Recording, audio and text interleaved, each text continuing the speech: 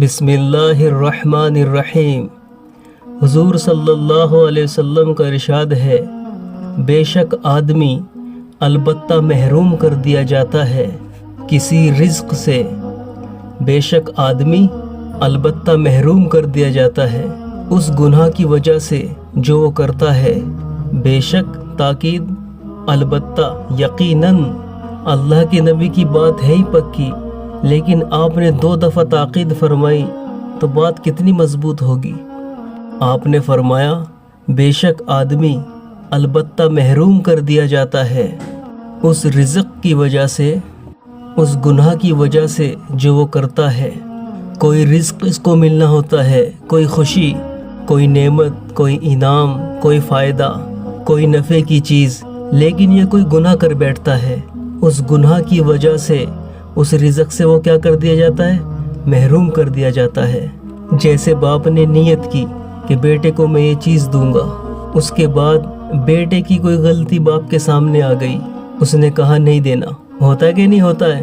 کسی کمپنی میں کوئی آدمی کام کرتا ہے تو انہوں نے اس کی ترقی کے لیے سوچا ہوتا ہے، لیکن اس کی کوئی غلطی پکڑی جاتی ہے، اس کی ترقی کیا ہوتی ہے؟ روک دی جاتی ہے نا۔ تو اللہ کی طرف سے کوئی فائدہ کسی کو ملنا ہوتا ہے، کوئی خوشی، کوئی انعام، اس گناہ کی وجہ سے اس نعمت سے کیا کر دیا جاتا ہے؟ جو اس کا مسئلہ پھنسا ہوا ہوتا ہے وہ حل ہونا ہوتا ہے، لیکن یہ کوئی گناہ کرتا ہے، محروم کر دیا جاتا ہے، وہ نفع نہیں ملتا، وہ خوشی نہیں ملتی، وہ اس کا کام اور اٹک جاتا ہے، وہ سمجھتا ہے فلاں کی وجہ سے نہیں، کوئی غلطی کی ہے، کوئی گناہ کیا ہے۔ آدمی اس بات کو نہیں سمجھتے کہ گناہ کی وجہ سے محرومی آئی ہے۔ کوئی آدمی چاہتا ہے کہ اس کا نقصان ہو جائے، نہیں چاہتا، پھر گناہ کیوں کر رہا ہے؟ اس کو یہ پتہ نہیں کہ گناہ کی وجہ سے محرومی آئی ہے۔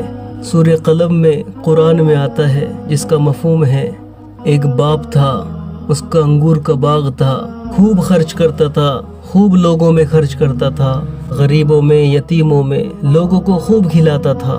باپ مر گیا، بیٹوں نے کہا باپ ہمارا بیوقوف تھا، ویسے ہی لوگوں کو کھلا پلا دیتا تھا، اگر وہ سارا جمع کرتا تو ہم کتنے مالدار ہوتے، ہمیں کسی کو نہیں دینا۔ وہ جو دوسروں کو بیوقوف سمجھتے ہیں نا، وہ خود ہی بیوقوف ہوتے ہیں۔ وہ کیا سمجھ رہے؟ باپ بیوقوف تھا لیکن خود بیوقوف تھے وہ۔ انہوں نے کہا ہمیں کسی غریب کو کچھ نہیں دینا ہے، اور رات کو جائیں گے ہم پھل کاٹنے، کسی کو پتہ ہی نہیں چلے گا۔ تو ایک عذاب آیا، قرآن میں آتا ہے جس کا مفہوم ہے کہ وہ سو رہے تھے اور اللہ کا عذاب آیا کہ پورے باغ کو جلا دیا، پورے باغ کو جلا کر راکھ کر دیا۔